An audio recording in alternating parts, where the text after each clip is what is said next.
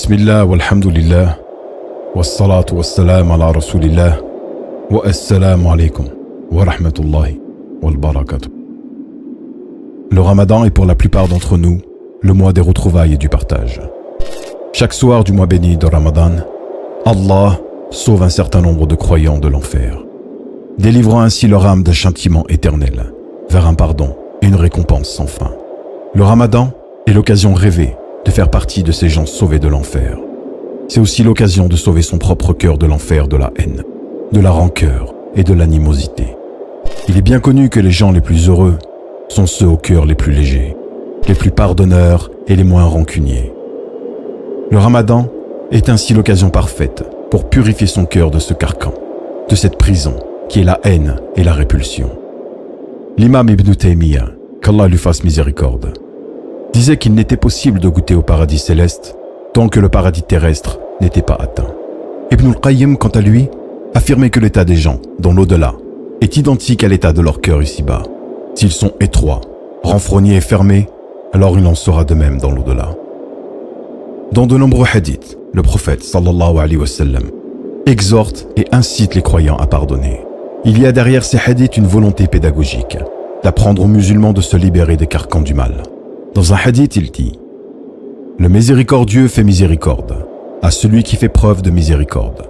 Donc faites miséricorde à toute créature sur terre pour que celui qui est au ciel vous fasse miséricorde. » Rapporté par Al-Bukhari. Le diable nous montre souvent les défauts de nos frères et sœurs et nous cache les nôtres. On devient ainsi, sans le vouloir, les pires juges pour les erreurs des autres en étant les meilleurs avocats des nôtres. L'islam nous enseigne l'inverse. Dans un autre hadith, le prophète sallallahu alayhi wa sallam dit « Celui qui ne tient pas compte des erreurs d'un musulman, Allah ne tiendra pas compte de ses erreurs. » Rapporté par Abu Daoud. Qui parmi nous n'aimerait pas avoir ses péchés pardonnés le jour dernier? Qui n'aimerait pas qu'Allah ne tienne pas compte de ses péchés et erreurs? Un pieux prédécesseur disait, dans une grande sagesse, que le mal que lui infligeaient les autres était pour lui un signe d'Allah que son comportement s'est égaré et qu'il a certainement commis un péché pour ceci. Subhanallah. Quand on lui faisait du mal, il ne se plaignait pas en remettant la faute sur l'autre, mais il estimait que ceci provenait sûrement d'un de ses péchés passés. Que le mois du Ramadan soit pour nous tous le mois du pardon, du rapprochement, qu'il soit l'occasion et l'opportunité d'effacer l'ardoise de tout le passé. On a souvent le courage de prendre la décision de couper les ponts avec les autres, mais rarement celui de renouer les liens, car chacun dans son côté, on croit être lésé par l'autre.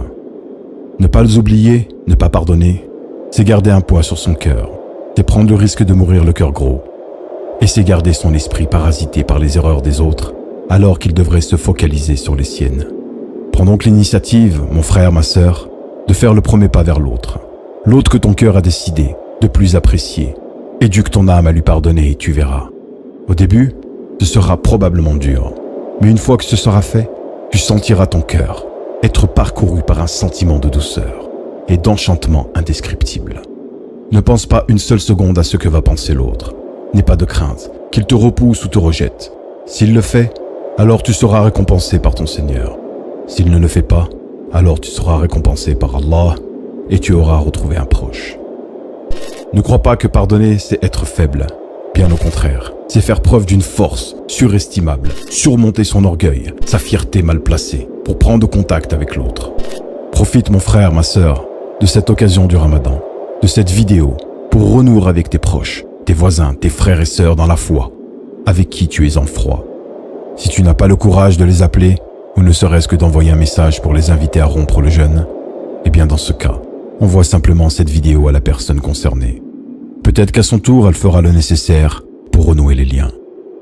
Le Ramadan, c'est le mois du pardon d'Allah. Et quiconque croit au pardon d'Allah, croit également au verset suivant, derrière lequel nous devons tous œuvrer.